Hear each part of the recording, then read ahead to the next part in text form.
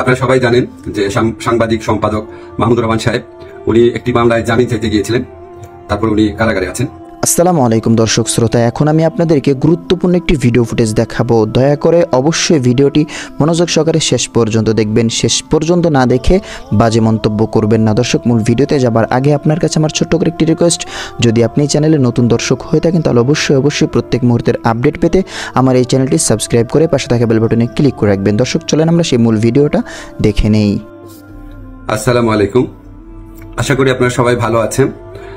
আপনারা সবাই জানেন যে সাংবাদিক সম্পাদক মাহমুদুর রহমান সাহেব উনি একটি মামলায় জামিন চাইতে গিয়েছিলেন, তারপর উনি কারাগারে আছেন। এই ঘটনা সবাইকে, আপনাদের অনেককে দুঃখ দিয়েছে, কাউকে ক্ষুব্ধ করেছে। আপনাদের কাছে মনে হয়েছে যে এরকম একটা ছাত্র জনতার বিপ্লবের পর আসা সরকার, এই সরকারের সময় কেন ফ্যাসিবাদ বিরোধী লড়াইয়ের অন্যতম অগ্রনায়ক মাহমুদুর রহমান ভাই কেন এখানে কারাগারে আছেন। তা আমি আপনাদেরকে একটু ব্যাখ্যা করি বিষয়টা। প্রথমেই বলে রাখি, আমি ওনাকে খুবই শ্রদ্ধা করি। এদেশে শেখ হাসিনার যে ফ্যাসিবাদী শাসন ছিল সেটার বিরুদ্ধে যে লড়াইটা আমাদের, সেটার সূচনা করেছিলেন, বুদ্ধিবৃত্তিকভাবে তিনি সূচনা করেছিলেন, এবং এই জন্য ওনাকে প্রচন্ড নিপীড়ন নির্যাতন ভোগ করতে হয়েছে, যেটার সাথে কোনো কিছুর তুলনা হয় না আর কি। তো উনাকে একটা অবিশ্বাস্য একটা চরম ভুয়া মামলায় ওনাকে ফ্যাসিস্ট শেখ হাসিনা সরকার ওনাকে শাস্তি দিয়েছিল। ট্রায়াল ইন অ্যাবসেন্সিয়া হয়েছিল, ওনার অবর্তমানে শাস্তি দিয়েছিল। অবিশ্বাস্য মামলা একটা, এবং এই মামলার মেরিট নিয়েও প্রশ্ন তোলা যেতে পারে, কিন্তু এই বিচার কার্যটা সম্পন্ন হয়ে গিয়েছিল এবং ওনাকে শাস্তি দেওয়া অলরেডি হয়ে গিয়েছিল। তো উনি যখন এখানে আপনার বাংলাদেশে আসলেন, আসার আগে কিছুদিন আগে ওনার স্ত্রী, আমাদের শ্রদ্ধেয় ভাবি, ওনার বিরুদ্ধেও একটা অত্যন্ত অগ্রহণযোগ্য ভিত্তিহীন মামলা করা হয়েছিল। তো উনি সেই মামলাতে সাজা স্থগিত করে আপিল করার জন্য আবেদন করেছিলেন। এই আবেদন কিন্তু আইন মন্ত্রণালয় অর্থাৎ আমার কাছে আসে না, এটা যায় স্বরাষ্ট্র মন্ত্রণালয়ের কাছে। স্বরাষ্ট্র মন্ত্রণালয় যখন আমাদের অভিমত চেয়েছে, আমরা ইতিবাচকভাবে এটা দেখার জন্য জোর সুপারিশ করেছি। আমাদের এই সুপারিশের ভিত্তিতে মাহমুদুর রহমান ভাইয়ের স্ত্রীর সাজা স্থগিত করে ওনাকে আপিল করার সুযোগ দেওয়া হয়। মাহমুদুর রহমান ভাই যেই মামলায় শাস্তি পেয়ে আজকে জেলে আছেন, এক্স্যাক্টলি এই মামলায় আরেকজন বরেণ্য সাংবাদিক শফিক রহমান, উনারও সাজা হয়েছিল। উনি ঠিক একইভাবে মাহমুদুর রহমান সাহেবের যে স্ত্রী আছে, উনি যেমন আবেদন করেছিলেন যে সাজা স্থগিত রেখে আপিল করার জন্য, উনি একইভাবে সেই আবেদন করেছিলেন। আমাদের আইন মন্ত্রণালয়ের মতামতের ভিত্তিতে শফিক রহমান সাহেবেরও সাজা স্থগিত করে ওনাকে মুক্ত মানুষ হিসাবে আপিল করার জন্য যে ওনার যে আবেদনটা ছিল সেটা অ্যাপ্রুভ করা হয়। মাহমুদুর রহমান ভাই এটা করেন নাই। আপনারা সবাই জানেন উনার অত্যন্ত স্ট্রং আত্মসম্মান বোধ, উনি খুব দৃঢ়চেতা মানুষ, খুবই দৃঢ়চেতা মানুষ, প্রচন্ড দেশপ্রেমিক মানুষ।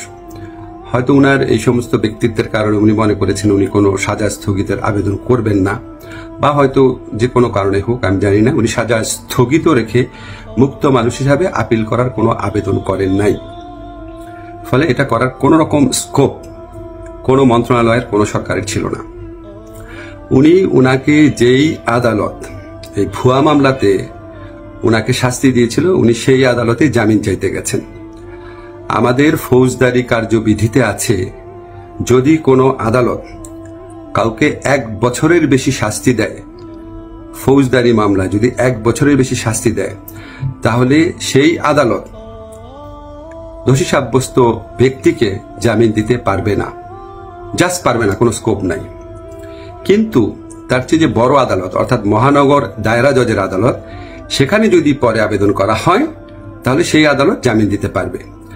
মাহমুদুর রহমান ভাইয়ের আইনজীবী যাতে মহানগর দায়রা জজের কোর্টে জামিনের আবেদন করতে পারেন, সেই জন্য রায় যেদিন হয়েছে ঠিক সেদিনই অত্যন্ত দ্রুততার সাথে ওনাকে সকল কাগজপত্র, রায় আদেশের কপি সহ পৌঁছে দেওয়া হয়েছে। আজকে আমি যখন আপনাদের সাথে কথা বলছি, আজকে হচ্ছে বুধবার, উনি যে কোনো কারণেই হোক উনি জামিনের আবেদন এখনো করেন নাই। জামিনের আবেদনটা করলে ওই আদালতের জামিন দেওয়ার এখতিয়ার আছে এবং ওনার জামিন পাওয়ার পথ প্রশস্ত হবে। উনি মুক্তভাবে উনার যে দেশপ্রেম থেকে, দায়িত্ববোধ থেকে উনি উনার সাংবাদিক হোক বা বুদ্ধিজীবী হোক বা ওপিনিয়ন মেকার হোক, উনি উনার ভূমিকা পালন করতে পারবেন অচিরে, সে প্রত্যাশা করছি। আমি শুধু আপনাদেরকে একটা জিনিস একটু বুঝার জন্য অনুরোধ করছি। আমি আইন মন্ত্রণালয়ের দায়িত্ব পাওয়ার পর মাহমুদুর রহমান ভাইয়ের স্ত্রী ও সাংবাদিক শফিক রহমান, ওনারা যখনই আবেদন করেছেন সাজা স্থগিত করার, সেই আবেদনে আমাদের মতামতের ভিত্তিতে ওনাদের সাজা স্থগিত করা হয়েছে। মাহমুদুর রহমান ভাই এই আবেদন করলে অবশ্যই আইন মন্ত্রণালয় থেকে ওনার সাজা স্থগিতের জন্য আমরা সুপারিশ করতাম। আমরা সেই সুযোগ পাই নাই, এখানে আমাদের কিছু করার ছিল না। আমরা মনে করি যে মাহমুদুর রহমান ভাই উনি যত তাড়াতাড়ি, আমরা বলতে আমি নিজের কথা বলছি, যত তাড়াতাড়ি মুক্ত হয়ে আমাদের এই দেশ করার যুদ্ধে উনার জায়গা থেকে নেতৃত্ব দিবেন, তত এটা দেশের জন্য মঙ্গলজনক। আমি আশা করব খুব দ্রুত উনার জামিনের আবেদন করা হবে, যাতে উনার জামিনের পথ প্রশস্ত হয়। সবাইকে ধন্যবাদ, ভালো থাকবেন।